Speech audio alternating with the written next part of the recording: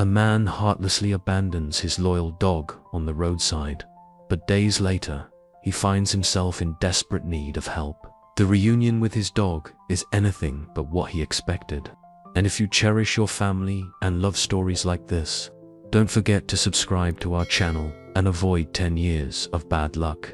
The evening sun cast long shadows across Jack's apartment. As he paced back and forth, his hands clenched into fists. Sarah stood by the kitchen counter, her arms crossed, watching him with a mixture of frustration and concern. Max, Jack's 3-year-old golden retriever, lay in his usual spot by the couch, his head resting on his paws, eyes darting between the two humans. "You're suffocating me, Sarah," Jack spat out, running his fingers through his disheveled hair. "Every single day, it's something new. Feed Max at this time, walk him at that time, take him to the vet for his checkup. I can't handle all these responsibilities anymore." Sarah's expression hardened. "Those aren't just responsibilities, Jack. They're basic care for a living being that depends on you. Max isn't a toy you can just put away when you're tired of him." Max's ears perked up at the mention of his name, but he remained still, sensing the tension in the room. Jack glanced at the dog, his irritation growing. The sight of Max's food bowl, half full and carefully measured according to Sarah's instructions, only fueled his anger. "I never wanted all of this," Jack continued, his voice rising.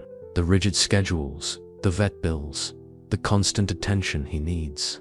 You're the one who insisted on all these rules. My life was simpler before." Sarah stepped forward, her voice steady but sharp. "Your life was chaos before, Jack. You're just looking for someone to blame for your own inability to handle adult responsibilities." The words hit Jack like a physical blow. He grabbed his car keys from the counter, the metal jingling harshly in the tense atmosphere. "Come on, Max," he commanded, his voice cold. The dog immediately stood up, tail wagging hesitantly. "What are you doing?" Sarah asked, alarm creeping into her voice. "Taking him for a drive," Jack replied tersely. "Isn't that what you're always nagging me about? Exercise and fresh air." Sarah reached for his arm. "Jack, you're angry. Don't do anything stupid." He shrugged her off, whistling for Max to follow him. The dog padded after him, nails clicking on the hardwood floor. Sarah called after them, but Jack had already slammed the door. The drive started without any clear destination. Jack's knuckles were white on the steering wheel as he headed out of the city onto the rural roads that led to nowhere in particular. Max sat quietly in the back seat, occasionally whining at the unusual tension emanating from his owner. 20 minutes later, Jack pulled over on a stretch of empty road bordered by dense woods. His heart was pounding, a mix of anger and something else, something he didn't want to acknowledge as fear or guilt. He got out of the car and opened the back door. Max jumped out, expecting their usual roadside brake. "Stay," Jack commanded, his voice wavering slightly. Max sat obediently, tail still wagging, trusting eyes fixed on Jack's face. For a moment, Jack hesitated, his hand resting on the car door. Then Sarah's words echoed in his head, about his inability to handle responsibilities, and his resolve hardened. Without another word, he got back into the driver's seat and closed the door. Through the rearview mirror, he could see Max's confused expression, the gradual droop of his tail as he realized something was wrong. As Jack started the engine, Max stood up, taking a few steps toward the car. "This is better for both of us," Jack muttered, pressing the accelerator. The car lurched forward, tires crunching on gravel. In the mirror, he could see Max starting to run after the car, but Jack pressed harder on the gas pedal. The engine roared as he sped away, leaving behind a cloud of dust and a bewildered dog growing smaller in the distance. A few minutes later, a loud bang disrupted the engine's steady hum. The car shuddered, then began to slow despite Jack's foot on the accelerator. Warning lights flashed on the dashboard as smoke began to seep from under the hood.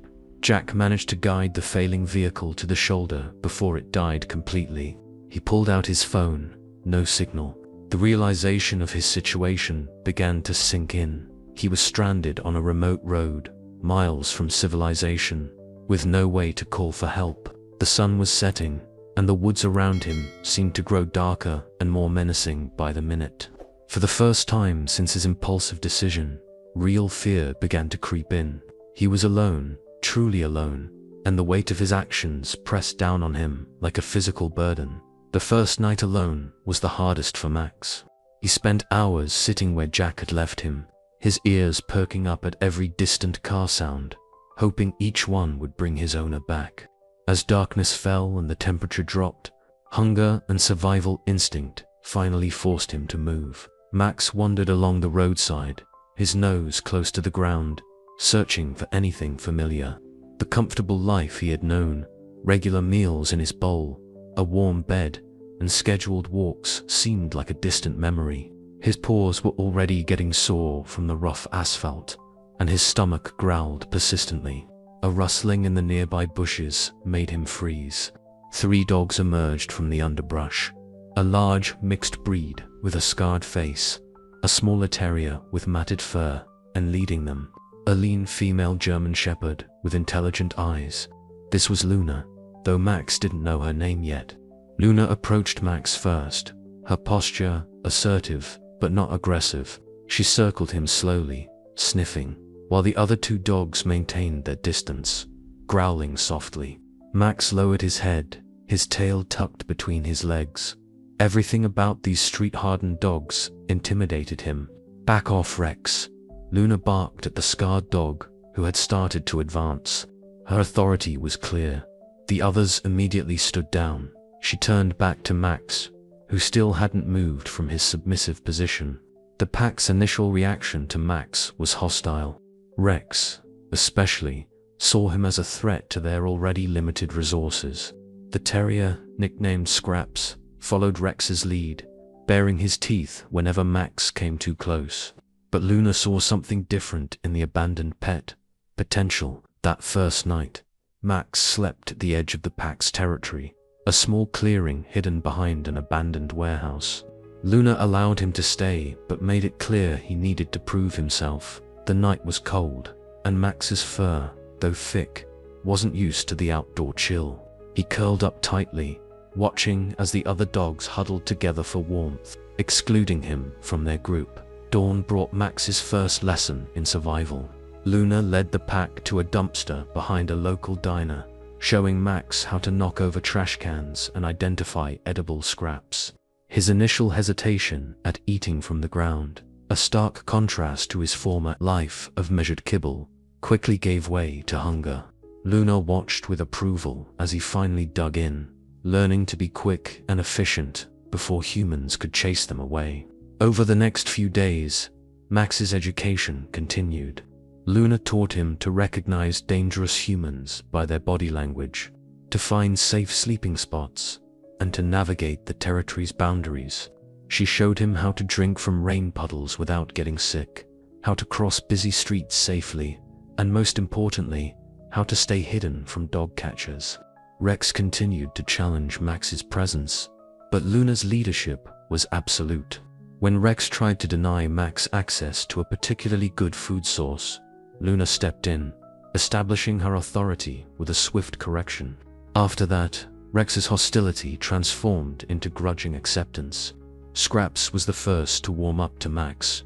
The small terrier recognized that Max's size could be an advantage to the pack, especially when dealing with other stray dogs who occasionally tried to invade their territory. Together, they developed a system. Scraps would squeeze into tight spaces to flush out rats, while Max would catch them as they fled. Max's physical transformation was dramatic. His once pristine coat became rougher, adapting to the elements. His pampered muscles toughened from constant running and scavenging. The naive, dependent pet was disappearing, replaced by a street-smart survivor who contributed to the pack's success. Luna's method of teaching was practical and direct. When Max made mistakes, like barking at the wrong times or approaching dangerous situations, she corrected him immediately. But she also recognized his strengths, his speed, his size, and most surprisingly, his ability to understand human patterns from his time as a pet. This knowledge proved valuable when Luna decided to expand their territory. Max could predict when store owners would put out fresh garbage, when certain streets would be quiet, and which humans were likely to offer food. His former life as a pet, which initially seemed like a weakness, became an unexpected asset. A pivotal moment came when a rival pack threatened their territory. Instead of backing down, Max stood alongside Luna, his new confidence showing in his raised tail and steady growl. The opposition, not expecting such a united front, retreated. Luna's faith in Max had been justified. He was no longer the lost pet she'd found by the roadside. As weeks passed, the bond between Max and Luna grew stronger. They developed a silent communication system, understanding each other's signals and movements. During cold nights, Max was now welcome in the pack's tight sleeping circle, often with Luna resting her head on his flank, a sign of complete trust. The pack's dynamics shifted with Max's integration. His presence made them stronger, more efficient at finding food, and better at defending their territory. Even Rex eventually came to appreciate the stability Max brought to their group. Together, they became more than just survivors. They became a family. But life on the streets was never entirely safe. Max learned this lesson when they encountered their first real threat, a group of organized dog catchers who seemed especially interested in their pack. This danger would test not only Max's new survival skills, but also his loyalty to the family he never expected to find. The morning sun beat down mercilessly as Jack stood by his broken-down car, arm outstretched, thumb pointing hopefully at each passing vehicle. Car after car zoomed past, their drivers barely sparing him a glance. His phone remained useless, displaying no service like a mocking reminder of his isolation. After 4 hours of failed attempts to flag down help, Jack's frustration peaked. His expensive shoes, now covered in dust, pinched his feet as he paced along the roadside. The irony wasn't lost on him.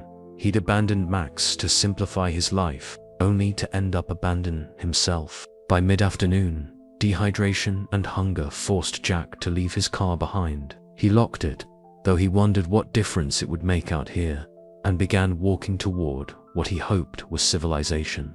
The weight of his actions pressed harder with each step. Every time he passed a patch of woods or heard a distant bark, his thoughts turned to Max.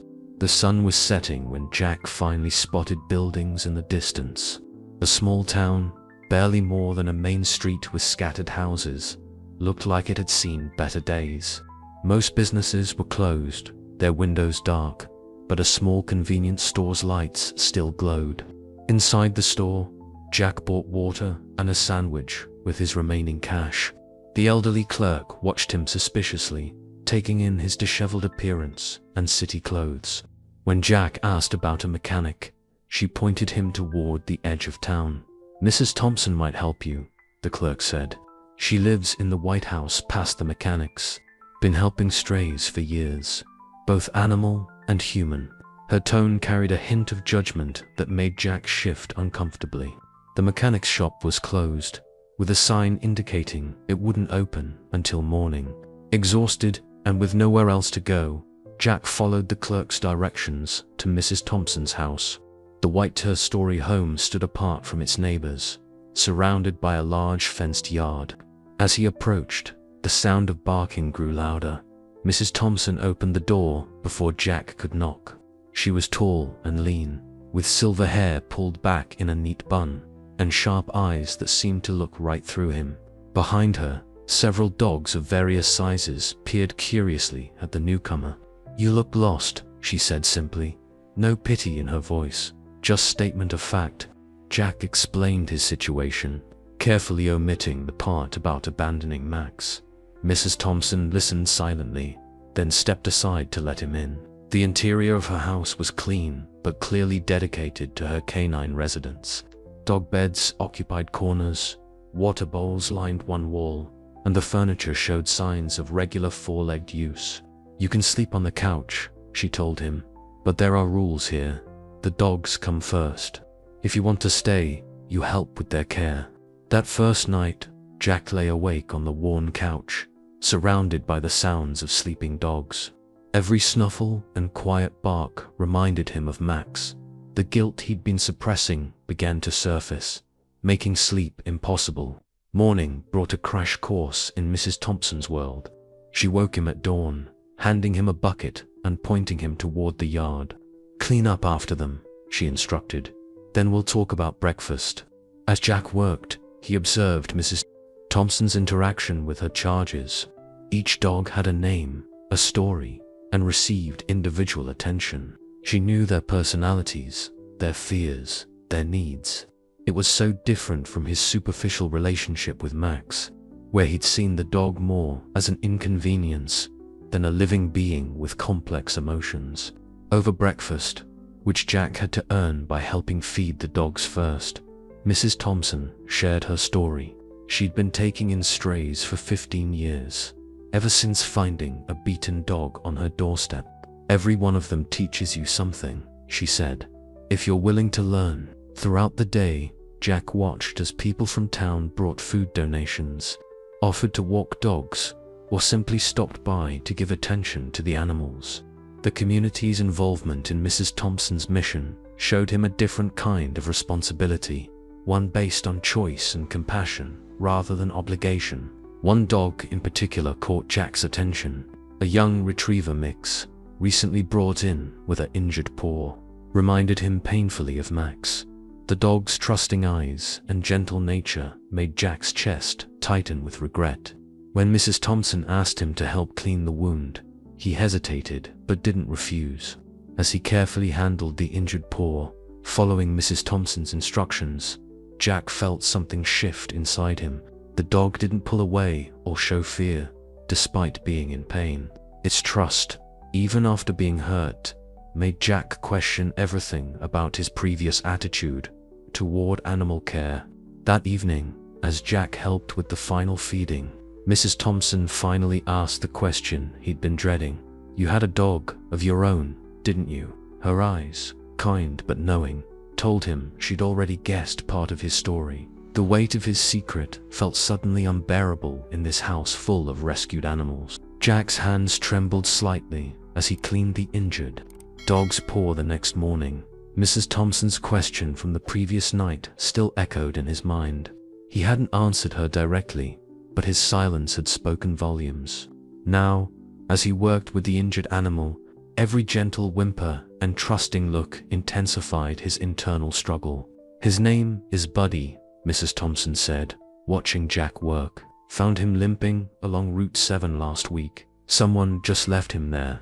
Her words struck like arrows, each one hitting closer to Jack's conscience. Buddy leaned into Jack's touch, completely trusting despite his past trauma. The morning routine took on new meaning as Jack distributed food bowls and fresh water. Each dog's eager face reminded him of Max's enthusiasm during feeding time, a memory he'd been trying to suppress. He noticed how Mrs. Thompson adjusted portions based on each dog's needs, just as Sarah had tried to teach him with Max. While cleaning the kennels, Jack met Tom, a local teenager who spent his free time helping at Mrs. Thompson's house. Tom worked with focused determination, sharing his dream of opening his own animal shelter someday. "Every town needs a place like this," Tom explained, gesturing around. "Somewhere safe for the ones nobody wants anymore." The words hit Jack hard. He thought about Max, alone on that rural road, becoming one of the ones nobody wants anymore. The image made him physically sick, and he had to step outside for air. Mrs. Thompson found him there, staring blankly at the horizon. "Want to talk about it?" she asked, not pushing but leaving the door open for confession. Jack couldn't bring himself to admit what he'd done, but he found himself asking questions about abandoned animals, their chances of survival, their ability to trust again, their fate if they weren't found by someone like her. Tom's enthusiasm proved contagious. He showed Jack his plans for a future shelter, drawn meticulously in a worn notebook.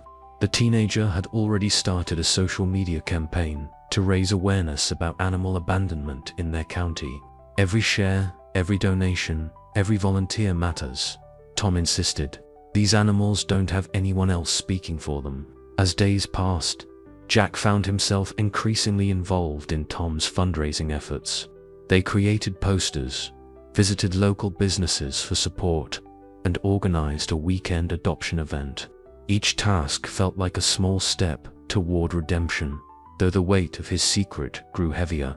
The injured dog, Buddy, became Jack's special project.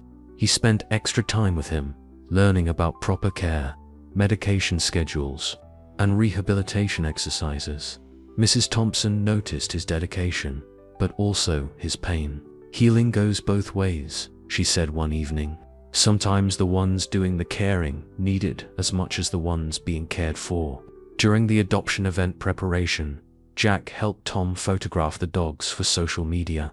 Each snapshot told a story. Elderly dogs abandoned when they became inconvenient, puppies left in boxes by the highway, injured animals found in ditches.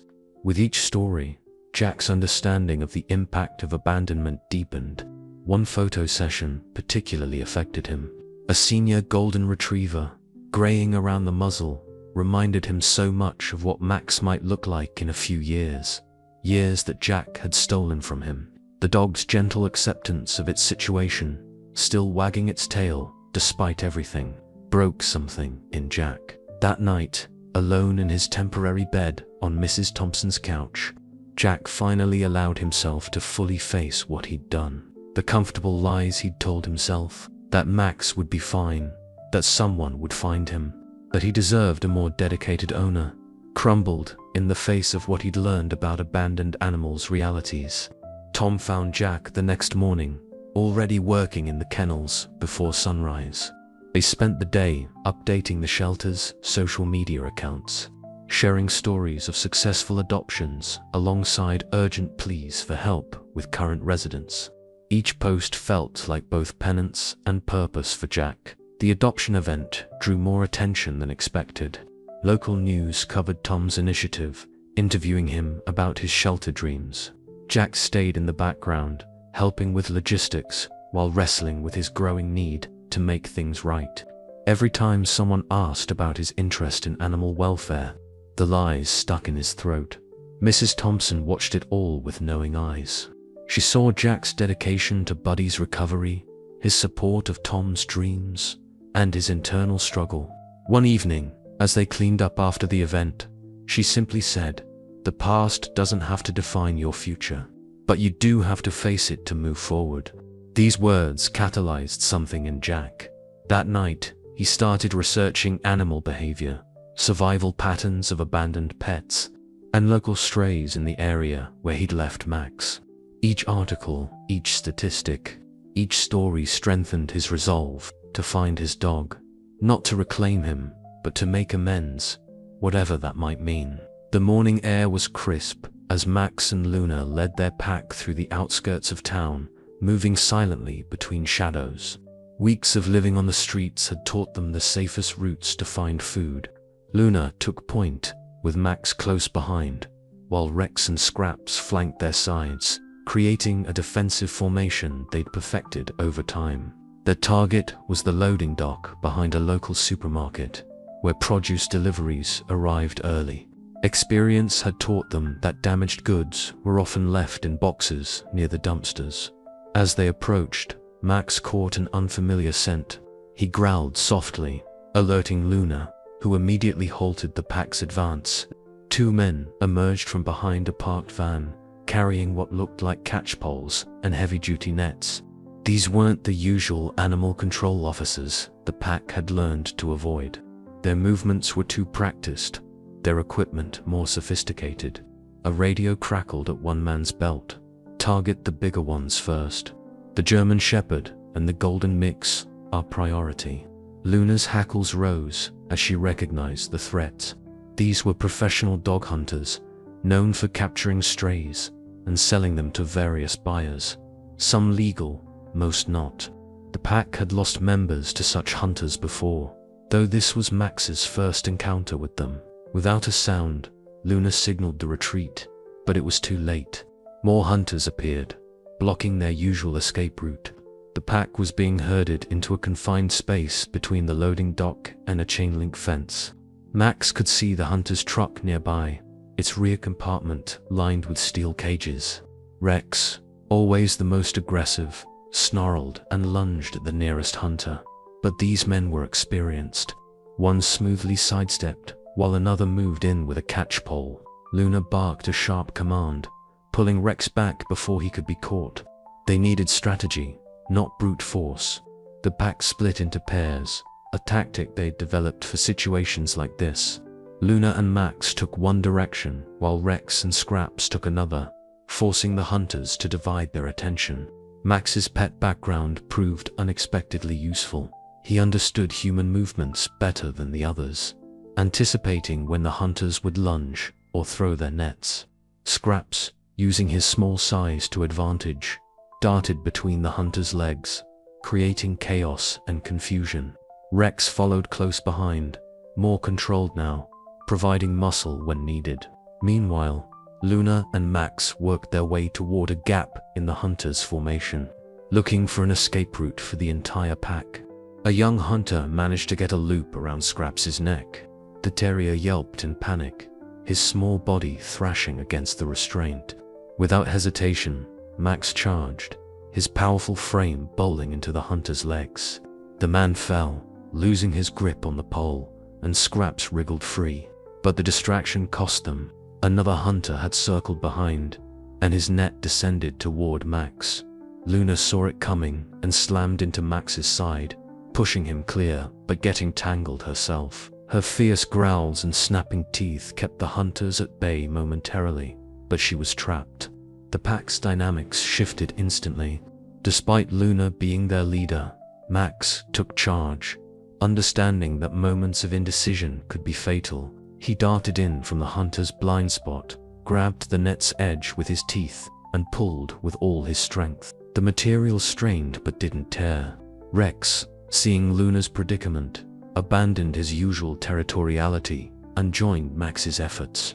Together, they created enough chaos and confusion to give Luna a chance to wrestle free from the net. The hunters, now wary of the coordinated attack, fell back to regroup. This brief respite was all the pack needed. Luna led them through the narrow gap that had opened in the hunter's circle, with Max bringing up the rear to ensure no one was left behind. They sprinted through alleyways and under fences, using every escape route they'd mapped during their time on the streets. Only when they reached their backup den, a forgotten storm drain far from their usual territory, did they finally stop to assess the damage.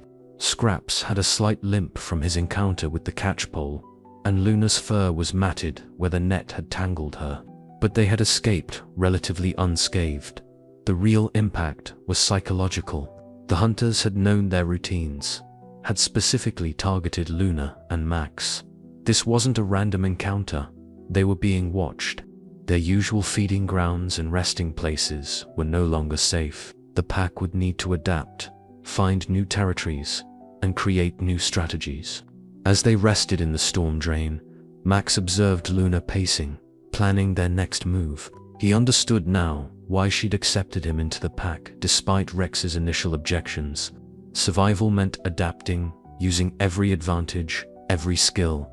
His background as a pet, which once seemed like a weakness, had helped save them today. But this was just the beginning. The hunters would be back, better prepared next time. The pack's future depended on their ability to outsmart these humans, who saw them not as living beings, but as commodities to be captured and sold. Their free life on the streets, which they had fought so hard to maintain, was under threat. After weeks at Mrs. Thompson's shelter, Jack finally gathered the courage to return to the spot where he'd abandoned Max. He borrowed Tom's old pickup truck, promising to help transport donated supplies in return. The drive felt longer than he remembered, each mile marker bringing fresh waves of anxiety and guilt. Jack had changed during his time at the shelter. His designer clothes were replaced with worn jeans and a work shirt, his manicured hands now calloused from kennel work. The physical changes reflected deeper ones. He'd learned about responsibility, commitment, and the true meaning of loyalty from the abandoned animals he helped care for. He parked at the exact spot where he'd left Max. The area looked different in daylight, less threatening but somehow more accusatory.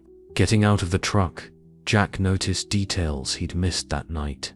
The dense undergrowth where a dog might seek shelter, the distance to the nearest houses, the lack of water sources. Following Mrs. Thompson's advice about searching for lost dogs, Jack began methodically examining the area. He looked for paw prints, tufts of fur, any sign that might indicate Max's direction after being abandoned. The ground told stories. There were numerous animal tracks, but distinguishing Max's from other dogs was impossible after so much time. A local farmer, seeing Jack searching, stopped his truck, looking for something.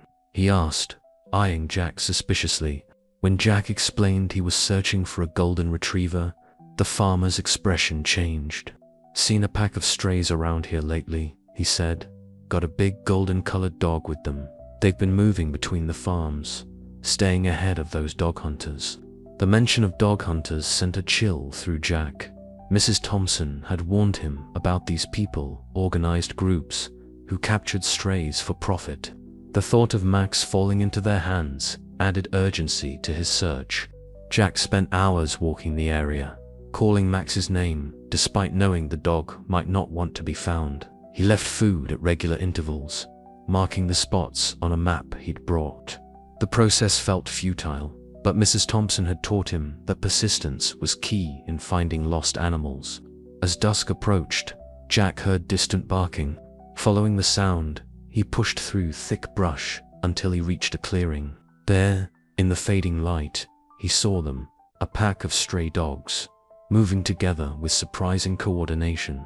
His heart stopped when he spotted a familiar golden coat among them. Max looked different, leaner, more muscular, his once pristine fur now weathered. He moved with confidence alongside a German shepherd who seemed to lead the group. This wasn't the dependent pet Jack had abandoned. This was a survivor who had found his place in a new family. The German shepherd noticed Jack first, alerting the pack with a low growl. Max turned, and for the first time in weeks, their eyes met. Jack expected to see fear or hatred, but Max's expression was almost worse, complete indifference, as if Jack were any other human who might pose a threat. Jack took a step forward, speaking Max's name softly. The dog's ears twitched in recognition, but he held his ground beside his new pack. The German shepherd moved protectively closer to Max, while other dogs in the pack spread out in a defensive formation. The realization hit Jack hard. Max didn't need rescuing. He wasn't a lost pet waiting to be found. He was part of something bigger now. The pack moved as one unit, protecting each other, surviving together. They had given Max what Jack never had: unconditional acceptance and true loyalty. Standing there, watching the pack's coordinated movements, Jack understood that his search for redemption wouldn't be as simple as finding Max and bringing him home. The dog he'd abandoned had transformed, adapted, and found a new purpose. The question now was whether Jack had the right to interfere with that. The moment of recognition stretched between them, heavy with unspoken history. Then, a distant sound, voices and the rumble of vehicles, broke the tension. The pack's reaction was immediate. They moved as one, melting into the underbrush with practiced ease. Max hesitated for just a second, his eyes meeting Jack's one last time before following his new family. Left alone in the clearing, Jack realized this reunion was just the beginning. The approaching voices belonged to the dog hunters the farmer had mentioned, and they were closing in on the pack's territory.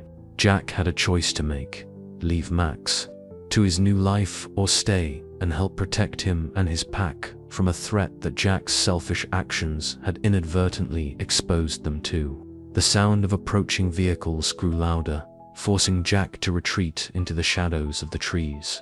From his hiding spot, he watched 3 pickup trucks pull into the clearing, the headlights sweeping across the area where the pack had been moments before. 6 men jumped out, equipped with professional capture gear, reinforced nets, tranquilizer guns, and tracking devices. They were just here, one man said, examining fresh paw prints in the dirt. That German Shepherd's been leading them, but it's the golden we want. Pure breeds fetch better prices. Jack's stomach churned at their casual discussion of selling dogs. These weren't animal control officers. They were professionals who saw dogs as merchandise. Through his time at Mrs. Thompson's shelter, he'd learnt about operations like this, networks that supplied dogs to various buyers, from illegal fighting rings to unauthorized breeding operations. Moving quietly through the underbrush, Jack followed the direction the pack had taken. His experience helping Mrs. Thompson track stray dogs proved useful as he noticed subtle signs of their passage: broken twigs, disturbed leaves, and occasional paw prints. The hunters spread out behind him, their flashlight beams cutting through the growing darkness. He found the pack in a dense thicket about half a mile away. Max stood alert beside the German Shepherd, both of them watching the hunters' lights through the foliage. The other dogs huddled behind them, following their leader's cues. Jack was struck by how organized they were, how they protected their weaker members. Jack stepped forward, intending to warn them, but Max's reaction stopped him cold. The dog's hackles raised, a low growl rumbling in his throat. This wasn't the submissive pet who used to greet Jack with excited tail wags. This was a seasoned survivor who saw humans, all humans, as potential threats.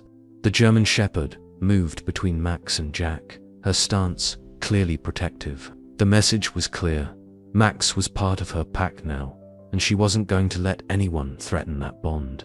Jack recognized the fierce loyalty in her eyes, the same kind he should have shown Max, but never did. "I'm trying to help," Jack whispered, knowing they probably couldn't understand his words, but hoping they'd sense his intention.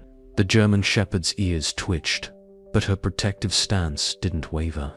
Max remained behind her, watching Jack with wary eyes that held no recognition of their shared past. The hunters' voices grew closer. Jack had to make a decision quickly. He could try to approach Max again, risk spooking the pack and drawing the hunters' attention, or he could step back and trust that these dogs, who would survive so much already, knew better than him what they needed. Before he could decide, Max made the choice for him. The dog turned away, nudging the German Shepherd to move. The pack responded instantly, falling into formation behind their leaders. They moved like shadows through the undergrowth, their movements synchronized from weeks of surviving together.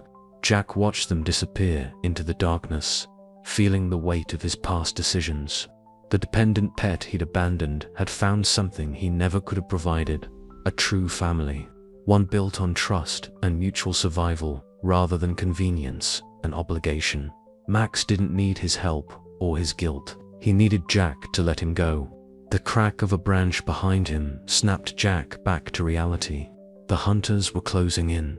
He had to make a choice: reveal himself and potentially lead them away from the pack, or stay hidden and hope they didn't pick up the trail. His time at Mrs. Thompson's shelter had taught him about protecting vulnerable animals, but this situation was different.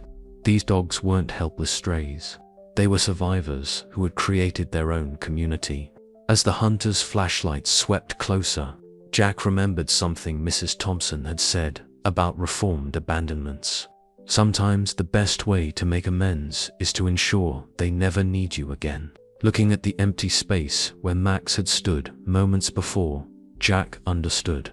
His role wasn't to rescue Max anymore. It was to protect the freedom his former pet had found without him. The decision crystallized in his mind. He had contributed to putting these dogs in danger. Now he had to find a way to keep them safe, even if that meant letting go of any hope of reuniting with Max.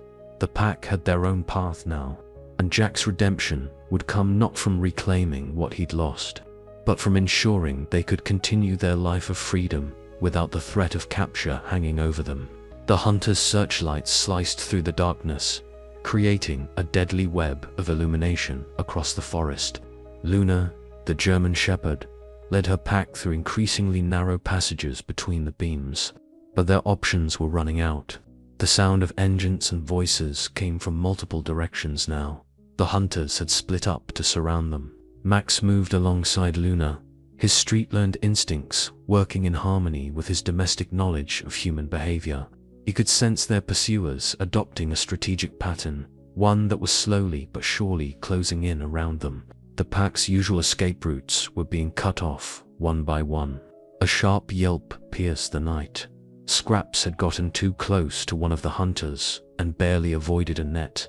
The small terrier scrambled back to the group, limping slightly from his earlier injury. Rex positioned himself protectively near Scraps, his scarred face turned toward the approaching threats. Luna halted the pack at the edge of a steep embankment.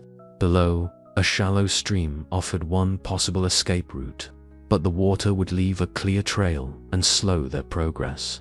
Behind them, the hunters' voices grew closer. The pack was being herded into a natural trap, with the stream on one side and rocky cliffs on the other. Max remembered similar tactics from his time as a pet, watching nature documentaries with Jack, hunters using terrain to their advantage, forcing their prey into increasingly confined spaces. The thought brought no bitterness now, only tactical insight. He nudged Luna, directing her attention to a narrow gap between two approaching hunter teams. The pack's breathing came in short, stressed pants. They'd been running for hours, and fatigue was setting in. Even Luna, their tireless leader, showed signs of exhaustion. The younger dogs looked to their leaders with trusting eyes, waiting for guidance, while the older ones recognized the gravity of their situation. A tranquilizer dart whistled past Max's ear, embedding itself in a nearby tree. The hunters were done trying to net them. They were switching to more aggressive tactics. Luna made a split-second decision, leading the pack toward what appeared to be the weakest point in the hunters' line. The trap sprung. As the pack charged forward, more hunters emerged from the shadows. Their coordinated movements revealed this had been their plan all along, to manipulate the pack into choosing this exact escape route. The dogs found themselves in a clearing, surrounded by hunters on three sides, and the steep embankment at their backs. Luna and Max moved instinctively to protect the others, forming a defensive line. Rex joined them, while the smaller dogs huddled behind. The hunters advanced slowly, their confidence evident in their unhurried movements. They had done this before. They knew their prey was cornered. "Take the leaders first," one hunter commanded. "The others will be easier to handle once the alpha pair is down." Max found himself facing a terrible choice. The hunters were closing in from all sides, but there was a small gap in their line, barely large enough for one dog to slip through. As the pack's strongest runner, he might be able to break through, draw the hunters away, give the others a chance to escape. But it would mean leaving Luna and the others behind. Luna seemed to sense his thoughts. She turned to him briefly, her eyes conveying years of street wisdom. The pack had survived because they stayed together, protected each other. Splitting up might save some of them temporarily, but it went against everything that had kept them alive so far. The hunters were just yards away now. Max could smell the metallic scent of their equipment, hear the creak of their boots on the forest floor. Some carried nets, others held tranquilizer guns at the ready. Their practiced movements suggested they had done this many times before, but they had never faced a pack quite like this one. In this moment of desperation, Max understood what truly separated him from his former life as a pet. It wasn't just about survival or freedom, it was about loyalty. Not the blind, dependent loyalty he had once given Jack, but the earned, tested loyalty that bound this pack together. Whatever happened next, they would face it as one. A hunter raised his tranquilizer gun, aiming at Luna. The pack tensed, preparing for what might be their final stand together. But before the hunter could fire, a new sound cut through the night, one that would change everything about this desperate situation. Jack watched the hunters corner the pack from his hidden position in the dense undergrowth. His hands clenched into fists as he saw the tranquilizer gun aimed at the German Shepherd. Time seemed to freeze as his mind raced through possibilities. Years of thinking only about himself dissolved in this crucial moment. Without further hesitation, Jack burst from his hiding spot, shouting and running directly toward the hunter's line. "Police, animal control, everyone freeze." His voice boomed through the clearing with an authority he didn't actually possess. The sudden appearance of a supposed authority figure created just enough confusion to break the hunter's concentration. The hunter with the tranquilizer gun lowered his weapon slightly, turning toward the disturbance. This split second of distraction was all the pack needed. Luna, reading the situation instantly, barked a sharp command. The pack moved as one, darting through the momentary gap in the hunter's formation. But the hunters recovered quickly.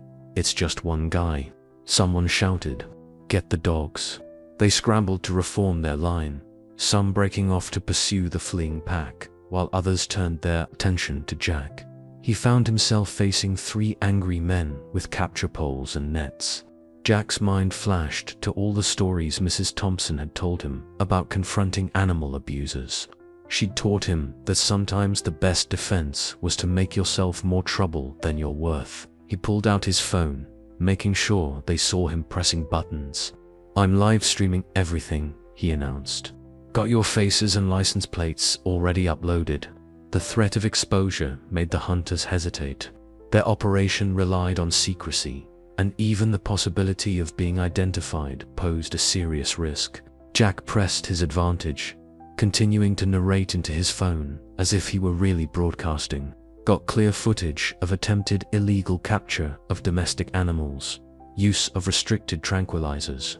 His gambit bought precious seconds for the pack, but Jack's position was deteriorating. The hunters might be wary of exposure, but they couldn't just let him walk away with evidence, real or not.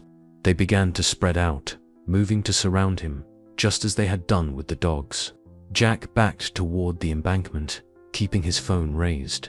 He could hear the pack's retreat through the underbrush behind him, but also the sounds of pursuit. Some hunters had broken off to chase them, leaving Jack facing the remaining 3. His bluff wouldn't hold much longer. A familiar bark cut through the tension. Max had doubled back. The golden retriever stood at the edge of the clearing, drawing the hunter's attention.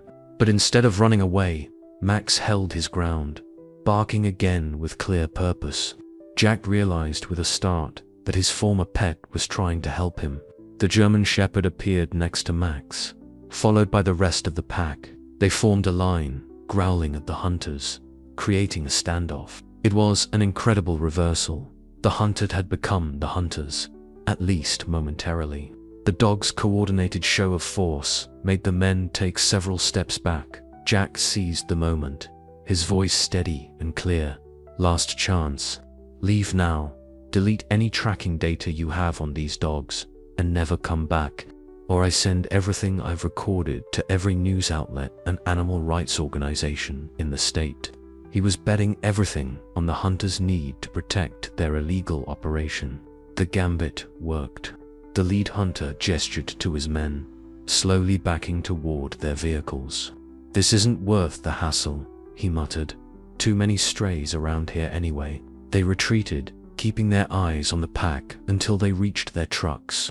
As the hunters' vehicles disappeared into the night, Jack found himself standing alone, facing the pack he had helped save. Max approached cautiously, stopping several feet away. Their eyes met, and for the first time since their reunion, Jack saw recognition in his former pet's gaze, not of master and dog, but of 2 beings who had chosen to help each other. Luna moved to Max's side, and Jack understood. His ex-pet had found his true family, one bound by choice and loyalty rather than ownership. The pack began to melt back into the shadows, but Max hesitated, looking back at Jack one last time. In that moment, Jack made his final choice. In that decisive moment, as the pack prepared to disappear into the forest, Jack made a choice that would redefine everything. Instead of trying to reclaim Max, he cleared his throat and spoke softly. "I know a safe place. Somewhere the hunters won't look." The German Shepherd. Luna tilted her head, ears forward, studying him intently. Max remained between them, No longer the submissive pet Jack had abandoned, but a bridge between two worlds. The rest of the pack waited, following their leader's cues. Mrs. Thompson's shelter, Jack continued, speaking as much to Luna as to Max. It's protected, with acres of fenced land. No hunters allowed. He took a slow step backward, gesturing toward the direction of the shelter. Your choice. All of you. Luna and Max exchanged looks. A silent communication developed through months of survival together. The pack's dynamic had evolved far beyond simple animal instinct. They made decisions as a unit, protecting their collective interests. Rex, the scarred dog, moved closer to Luna, while Scraps limped forward, his earlier injury evident in his gait. Jack started walking, not looking back, letting them decide. The sound of paws on leaves told him the pack was following. Maintaining a cautious distance, he led them through back roads and trails, avoiding the main streets where the hunters might return. Dawn was breaking when they reached Mrs. Thompson's property. The old woman stood on her porch, unsurprised, as if she'd been expecting them. "Took you long enough," she said to Jack, then turned her attention to the pack. Her experienced eyes assessed their condition. The injuries, the exhaustion, the weariness. "Your choice," she echoed Jack's words, speaking to the dogs. "The back gate's open. 5 acres, all fenced. Stay as long as you want. Leave when you want." She turned and went inside, demonstrating the same wisdom about troubled strays that had helped Jack weeks before. The pack moved as one toward the open gate, led by Luna and Max. They entered cautiously, exploring the territory. The space was a compromise between freedom and safety, room to run, but protected from the threats that had haunted them on the streets. Over the next few days, a remarkable transformation began. The pack didn't just stay, they thrived. Luna and Max maintained their leadership, but in a new context. They patrolled the fence lines together, created sleeping areas for the pack, and established routines that blended their street-learned survival skills with the security of their new environment. Jack worked alongside Mrs. Thompson and Tom, giving the pack space while ensuring they had everything they needed. He watched Max from a distance, noting how his former pet moved with confident authority, helping younger dogs adapt to their new surroundings.